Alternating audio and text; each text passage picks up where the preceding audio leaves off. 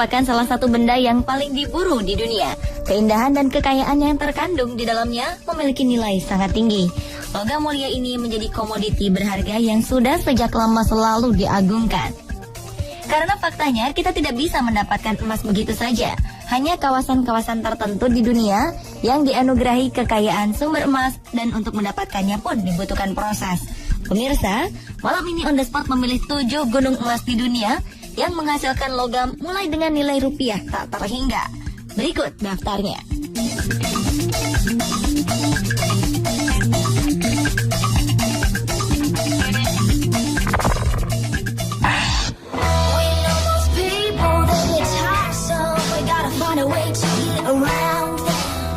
Gunung emas pertama adalah tambang Grasberg atau yang lebih dikenal dengan tambang Freeport di Papua.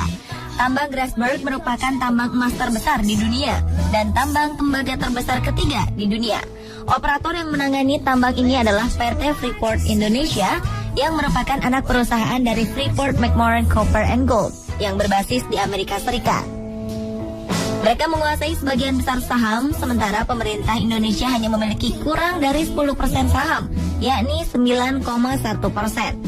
2013 lalu, Freeport menginvestasikan dana sebesar 35,7 triliun rupiah untuk 5 tahun ke depan. Dalam per tahunnya, mereka mengeluarkan biaya rata-rata sekitar 7,15 triliun rupiah. Mereka menargetkan bisa memproduksi sekitar 240 ribu ton biji setiap harinya. Pada periode 3 bulan pertama atau kuartal 1 tahun 2013, Freeport menjual emas sebanyak 6,15 ton emas. Jumlah ini menurun dari penjualan emas dalam periode yang sama jika dibandingkan dengan periode yang sama pada tahun sebelumnya yang mampu menjual 8,3 ton emas.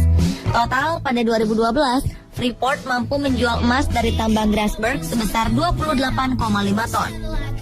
2013 lalu, tambang ini ditargetkan bisa menghasilkan 38 ton emas dalam setahun. Namun, karena tambang ini sempat ambruk pada Mei 2013 dan butuh beberapa bulan untuk melakukan pembenahan, target ini urung tercapai. Meski begitu, predikat tambang Grasberg sebagai gunung emas terbesar tak terelakkan. Diperkirakan cadangan emas milik PT Freeport Indonesia di Papua saat ini mencapai sekitar 1.899 ton emas. Dan cadangan tambang emas ini rencananya bakal digarap hingga 2042.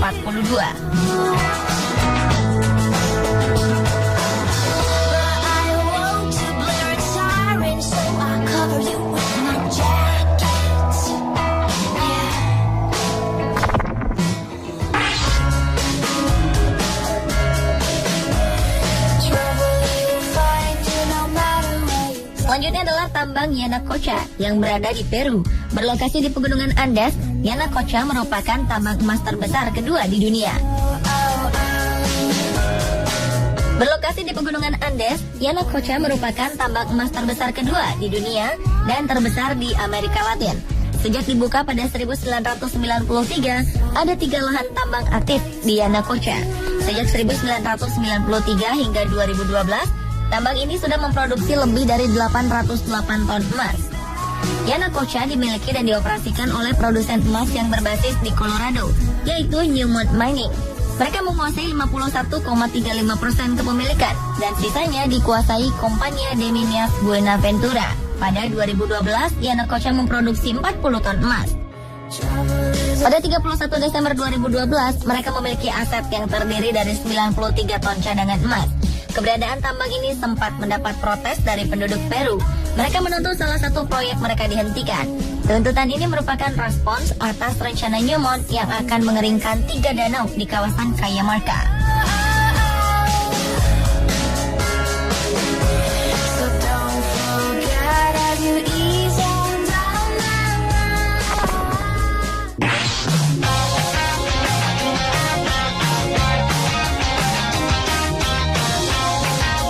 Kembali ke tanah air, Indonesia punya tambang emas lainnya, yaitu tambang emas di Gunung Pongkor, Bogor, Jawa Barat. Emas-emas batangan milik PT Aneka Tambang atau Antam sebagian besar berasal dari tambang ini. Setidaknya setiap bulan tambang Pongkor menghasilkan 200 kg emas batangan. Emas-emas ini dijual langsung di pasar dalam negeri. Jika produksi tambang Pongkor menurun, produksi Antam pun akan menurun. Seperti yang terjadi pada produksi Antam semester pertama 2011. di mana produksi mereka turun 10% dibanding periode yang sama tahun sebelumnya karena menurunnya kadar biji di Pongkor. Kawasan tambang emas ini berada di wilayah Taman Nasional Gunung Halimun, Salak, Bogor. Tambang Pongkor ini diperkirakan memiliki usia tambang hingga 2019 dengan cadangan dan sumber daya logam emas diperkirakan sebesar 41 ton. Keberadaan emas di Pongkor ditemukan oleh unit Geomint pada 1981 dan mulai produksi pada 1994 setelah izin dikeluarkan pada 1992.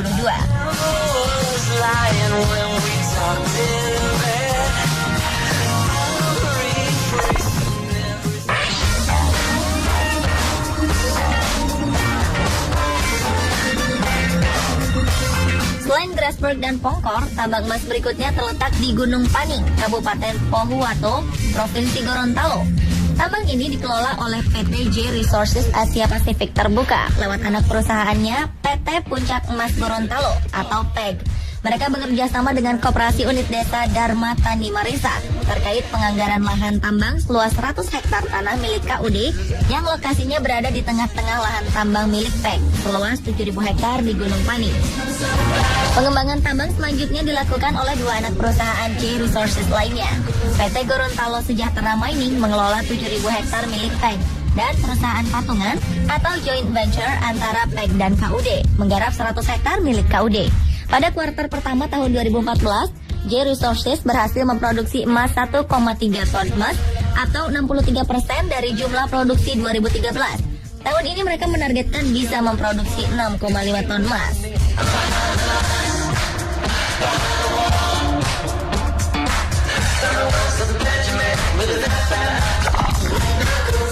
I'm free as a bee flying over the trees and all the summertime boys are all looking at me. Tambang emas berikutnya berada di atas Gunung Round Mountain. Ini adalah tambang open pit atau terbuka yang terletak di NYE County, Nevada, Amerika Serikat, sekitar 89 km di utara kota Tonopah. Sebagian besar pekerja tambang ini tinggal di sekitar Hadley dan Carvers. Tambang ini dikelola Kinross Gold Corporation, pemilik 50% saham. Mereka menjadi pengelola sejak 31 Januari 2003 setelah berakhirnya kerjasama dengan Eco Bay. Barrick Gold Corporation menguasai 50% sisanya dengan sebuah joint venture atau patungan yang dikenal dengan Smoky Valley Common Operation. Emas tambang ini terletak di tepi sebuah kaldera dengan bentuk sangat halus dan pertama diproduksi pada 1906. 100 tahun kemudian, tambang ini menghasilkan lebih dari 311 ton yang dicapai dalam periode 20 tahun. Pada 2009, emas dari tambang ini bernilai sekitar 100 triliun rupiah. A little kid again. No worries for me to understand. Fall in love each night.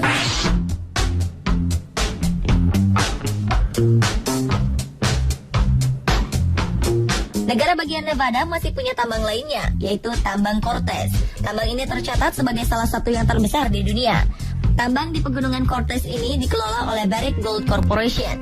Tambang terbuka dan juga bawah tanah ini mulai dioperasikan pada 1862 dengan tembaga sebagai produk utama pada era 1930-an hingga 1940-an. Tambang emas baru dibuka pada 1968 dan dihentikan produksinya pada 1976. Tambang emas kembali dibuka pada awal 1980-an. Pada periode 1998 hingga 2005, tambang ini menghasilkan lebih dari 31 ton emas per tahunnya. Pada kuartal pertama 2013, Cortez menghasilkan 10 ton emas. Bedanya, emas hasil tambang ini dinilai memiliki kadar lebih tinggi, sehingga dihargai lebih mahal. Dengan potensi emas yang menjanjikan, berbagai fasilitas dibangun untuk mengembangkan tambang ini. Tambang Cortez diperkirakan akan hidup hingga 2025.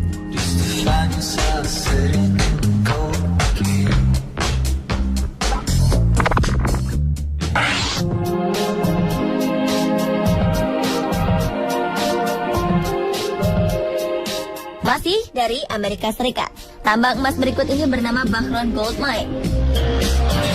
Crown Resources Corporation merupakan perusahaan pertama yang mengajukan izin untuk membuka tambang ini. Setelah 20 tahun berjuang, akhirnya proses produksi dimulai pada 2008 di bawah Kinross Gold Corporation yang membeli Crown Resources Corporation pada 1996. Kinross menghabiskan dana lebih dari 1,1 triliun rupiah untuk membangun tambang ini. Mereka juga mengubah tambang yang tadinya open pit atau terbuka menjadi bawah tanah.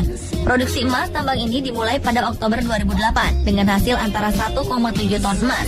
Pada 2018, tambang ini menghasilkan 6 ton emas. Meskipun menghasilkan cukup banyak emas dan menciptakan 180 lapangan pekerjaan baru bagi masyarakat sekitar, tetap saja tambang emas Cortez ini menghadapi protes keras dari para pecinta lingkungan hidup yang ingin mempertahankan keindahan Okanogan National Forest.